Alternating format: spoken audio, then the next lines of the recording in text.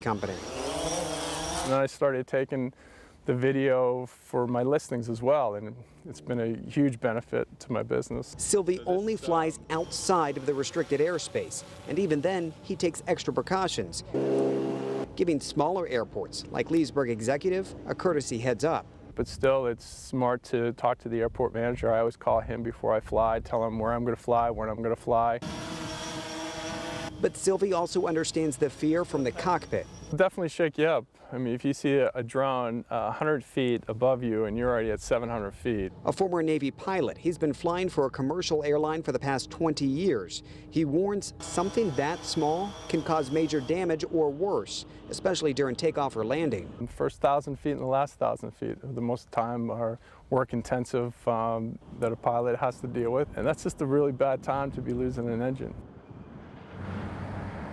Fortunately, yesterday's aircraft did land safely, and the same can be said for this evening's Air France Flight 54. You're looking at some video of that aircraft coming down just a short time ago. Chopper 4 was above Dulles Airport. Coming up on News 4 at 6, though, we're going to look at why these incidents may become more frequent.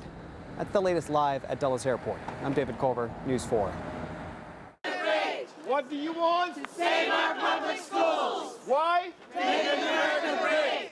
One man was arrested today as protesters tried to block the new Secretary of Education from entering a D.C. public school. Betsy DeVos was eventually able to get inside Jefferson Academy in Southwest D.C. She was there for a meeting that she had requested. And despite what happened outside, News 4's Mark Seagraves reports that DeVos said her chat with the school's chancellor was constructive.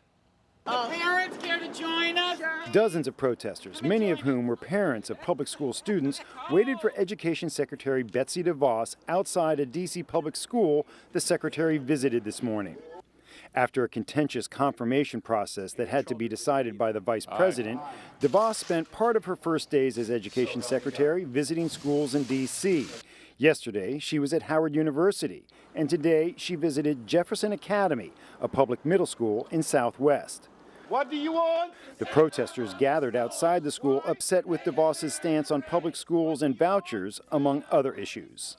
I want to send the secretary, hey, we want you to do well for America, and that means putting public school first and not cutting things like Title I funding, which schools really depend on, and not doing things that are going to further increase the inequity and school segregation that already exists. She's not qualified, in my opinion, and I just want her to know that the principles that she stands for are not mine, and I don't want her here.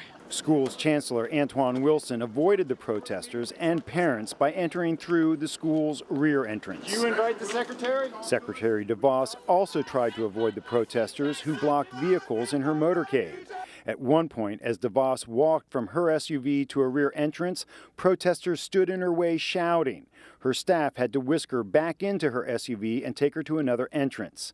After her visit, DeVos and D.C. Schools Chancellor spoke to reporters. What she said is she was going to visit several schools across the country, and that she believed in supporting teachers. And she also talked about the importance of choice and having as many decisions made closely to the school and the students' needs as possible. It was really wonderful to visit this school, and I look forward to many visits of many great public schools, both in D.C. and across the country. Late this afternoon, the secretary issued a statement saying she respects peaceful protests but will not be deterred. In Southwest, Mark Seagraves, News 4. Under Armour tonight says it and the company's CEO, Kevin Plank, are for job creation and American manufacturing. Those words after complaints by sponsored athletes over praise by Plank for President Trump. In a statement, Under Armour says, quote, "We are against a travel ban and believe that immigration is a source of strength, diversity, and innovation for global companies based in America like Under Armour." As you know, it's based in Baltimore. Ballet dancer Misty Copeland and NBA superstar Stephen Curry are among those who criticize the praise. Kevin Plank graduated from the University of Maryland, and of course, Under Armour again is based in Baltimore. It's one of the keys to good health, but a lot of people are not getting